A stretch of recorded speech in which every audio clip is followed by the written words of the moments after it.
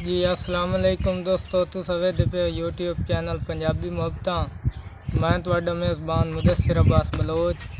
आज साडे नाल पंजाबी दा बहुत खूबसूरत नां उस्ताद राजा कमर यूसुफ साहब मौजूद हैं। अज उन्हां नाल अस चंद सवाल करने। जी अस्सलाम वालेकुम उस्ताद। वालेकुम सलाम। उस्ताद जी क्या हाल है? अल्लाह दा करम। अच्छा उस्ताद जी, ये सुनाओ तुहानू शायरी केड़े दौर तो तुस करदे पे हो? मैं शायरी सन 63-64 तो लैके कर रहा। माशाअल्लाह। तुहाडे उस्ताद कौन हैं जी? सनाउल्ला सनाई साहब। शाबाश। ते तुसां पहला मुशायरा केड़े दौर च पढ़िया? वो मैं पढ़िया 65 वाली जंग च इनकलाबी मुशायरा गुजरे। माशाअल्लाह। वो किन्ना दी सदारत च मुशायरा होया जी? वो साइम चिश्ती दी सदारत च। माशाअल्लाह। ते केड़ा पहला शेर है जेड़ा तुसा लिखिया ते तुहानू बड़ी शोहरत मिली है? शोहरत शेर इंज काउंट नहीं कदी कीते, जेड़ा कारतूस मौके उत्ते आ जावे चला दई। जी। अच्छा, ते जेड़ा तुहानू शेर सारे भी शायर दे पुत्र होंदे न, जेड़ा शेर तुहानू ढेर अच्छा लगदा है वो शेर आज सुनायो सानू। पंजाबी दा जी जी जी। वेख लवी अपने अंदर छाती मारन लग्या। वाह वाह। वेख लवी अपने अंदर छाती मारन लग्या। शाबाश। चादर दा बार चेते रखी पैर खिलारन लग्या। वाह वाह। ते रब गुस्से ना होवे पुत्रा, मां आदी सी मैनू। वाह वाह। तां हुण सोची पै जाना मैं हथ उलारन लग्या। वाह वाह वाह। क्या बात है। दुश्मन कोलों हरिए पावें सज्जन कोलों हरिए, थोड़ा बाला दुख ते लगदा बाजी हारन लग्या। वाह वाह वाह वाह। क्या खूब। थोड़ा बाला दुख ते लगदा बाजी हारन लग्या, ते थके त्रुटे कख विचारे सुते होण ना किधरे। शाबाश। थके त्रुटे कख विचारे सुते होण ना किधरे, मैं डरना वां धरती उत्ते फूका मारन लग्या। ते मैं डरना वां धरती उत्ते फूका मारन लग्या। शाबाश। प्यो दा वेड़ा वंडिया खबरे, प्यो दी रूह नहीं राजी। वाह वाह। कोई शाय मेरा हाथ डक दी का तू सारन लगे। क्या खूबसूरत। बहुत अच्छे।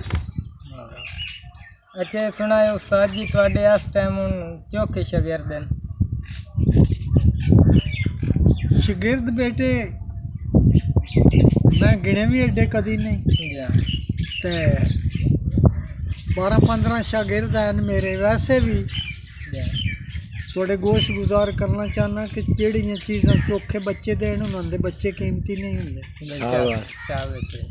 थोड़ी साल बाद भी सूह पवे दाने आ जाते हैं बछेरा बेचे। बेशक। तादाद नहीं क्वालिटी, जी हाँ। क्वांटिटी नहीं क्वालिटी। जी हाँ। नग नहीं चाहिए बंदे चाहिए। बेशक। मेरे शागिर्दां में अल्लाह दे हुक्म नाल कोई आदमी नहीं, जी हाँ। एनीवन किसी दे मोढे ते हथ रख, जी हाँ।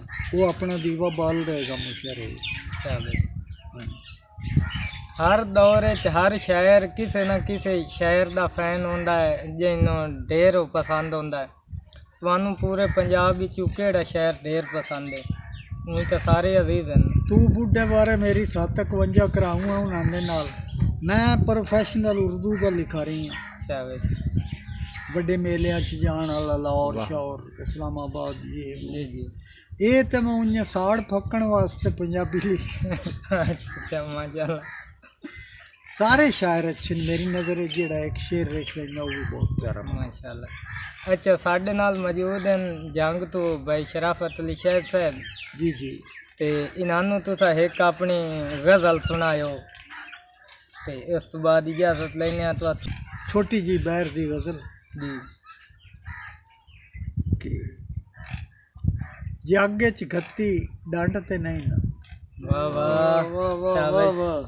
जागे च गत्ती डंड ते नहीं ना, तैनू कीती कंड ते नहीं। वाह वाह वाह वाह। इनू चा के हस्सां किवें, हिजा रे रूह दी पंड ते नहीं। वाह वाह वाह। इनू चा के हस्सां किवें, हिजा रे रूं दी पंड ते नहीं ना शाबाश दुश्मन है तो हथ ही पा जा वाह वाह मेरे नाल कोई त्रंड ते नहीं ना शाबाश सोच समझ के वढना पवना हाँ अंब दा बूटा जंड ते नहीं वाह वाह किवें इनू सटने आ राजा शाबाश प्यार है बाल दी जंड ते नहीं वाह वाह क्या खूबसूरत वसलम